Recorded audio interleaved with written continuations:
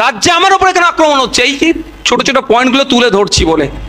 4700 কোটি টাকা বরাদ্দ হয়েছে, কত বড় টাকা বরাদ্দ হয়েছে। সংখ্যালঘুদের জন্য বহুত কিছু হবে। সংখ্যালঘুরা ধুঁকছে, তারা কাজ পাচ্ছে না। টিচাররা, সংখ্যালঘু শিক্ষা প্রতিষ্ঠানে যে টিচাররা আছে, সাম্মানিক ভাতা পাচ্ছে না। ডাস্টার কিনবে, চক কিনবে, টেবিল চেয়ার ঠিক করবে, মহিলাদের আলাদা বাথরুমের জন্য তার টাকা পাচ্ছে না, সেটা করছে না। কি করছে?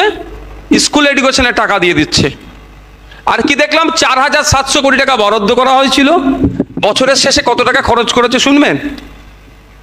মাত্র 29.30%। বুঝতে পেরেছে? এক বোতল পানি দিয়েছে, পিপাসা এখন লেগেছে, এক ছিপি পানি দিচ্ছে। আর দেখানো কি হচ্ছে? কি দেখানো হচ্ছে? তোমার জন্য এক বোতল পানি রাখা হয়েছে। এগুলো আমাদেরকে একটু স্টাডি করতে হবে। আমি তাই বলবো, যারা এখানে সম্মানীয় আমার শিক্ষাগুরুরা আছেন, শুধুমাত্র শিক্ষা ব্যবস্থা নয় বা সংখ্যালঘুরা নয়, রাজ্যের সমস্ত শ্রেণীর মানুষ বঞ্চিত হচ্ছে। না বললে নয়, বারবার কেন আওয়াজ উঠছে বলুন তো? এর প্রসঙ্গ নয়, কিন্তু আমি বলে এটা বলবো, খারাপভাবে নেবেন না, যে ওই একটা মানে আপনার রাজ্য ভাগের আওয়াজটা কেন উঠছে? কেন বারবার আওয়াজ উঠছে রাজ্য ভাগের? এর দায়ী হচ্ছে রাজ্য সরকার। তাদের হক, প্রাপ্য, অধিকার তারা ঠিকঠাক পাচ্ছে না বলেই তো অবস্থা তুলছে। উত্তরবঙ্গ উন্নয়ন পরিষদ, উত্তরবঙ্গের জন্য আলাদা মন্ত্রী, আলাদা ফান্ড পাওয়ার পরেও তারা আওয়াজটা তুলছে কেন? তাদের সেটা গিয়ে পৌঁছাচ্ছে না। তাই আমি আপনাদের বলবো, শুধুমাত্র যে মাদ্রাসার টিচাররা বঞ্চিত আছে এরকম কোনো ব্যাপার নয়, রাজ্যের সমস্ত সেক্টরের মানুষ আজকে বঞ্চিত। আমাদেরকে আওয়াজ তুলতে হবে, অধিকারের নিরিখে আমাদের যেটা অধিকার আমাদের বুঝিয়ে দেওয়া হোক। যে টাকা যে ক্ষেত্রে খাতে বরাদ্দ করা হচ্ছে সেটা বুঝিয়ে দেওয়া হোক। আজকে 4700 কোটি টাকা, 5004 কোটি টাকা সংখ্যালঘুদের উন্নয়নের জন্য বরাদ্দ করা হচ্ছে। আর সংখ্যালঘুদের শিক্ষা প্রতিষ্ঠানে যারা শিক্ষকতা করেন তাদেরকে কনভেনশন করতে হচ্ছে কেন? এই আওয়াজটা আগামী দিনে তুলতে হবে। 5004 কোটি টাকা একটা অর্থবর্ষে আপনাদের জন্য, সংখ্যালঘুদের উন্নয়নের জন্য খরচ করার জন্য প্রমিস করা হচ্ছে, বরাদ্দ করা হচ্ছে।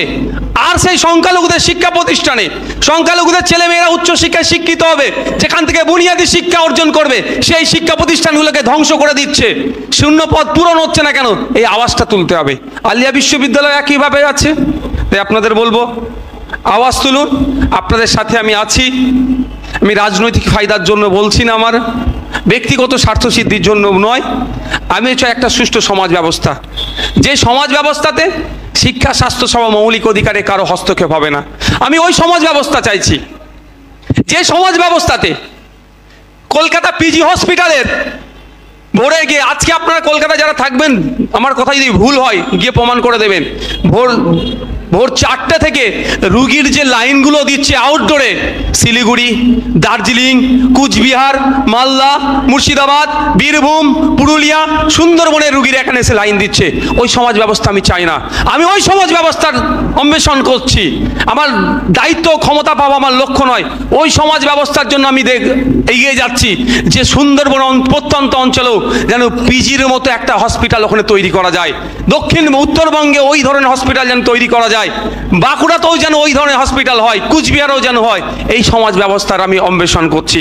আপনারা যদি আমাকে দোয়া আশীর্বাদ করেন আর যদি সাথে থাকেন, আপনাদের আমি কথা দিচ্ছি, আমরা স্বল্প সময়ে কিন্তু সেই সুন্দর সমাজ ব্যবস্থা পাবো, যেখানে ওই পার্লামেন্টের মধ্যে কি পার্লামেন্টের বাইরে কারো জাতিগত কারো হিংসা বিদ্বেষ থাকবে না। আমরা ওই সমাজ ব্যবস্থা গড়ে তুলব, যে সমাজ ব্যবস্থাতে আমরা একে অপরের দীর্ঘদিন ধরে যেভাবে সম্প্রীতি ঐক্যের সাথে বসবাস করে আসছি, সাথে সাথে সমকাজে সমবেতন সহ আমাদের অধিকারের নিরিখে আমরা মাথা তুলে বাঁচতে পারবো। ধন্যবাদ।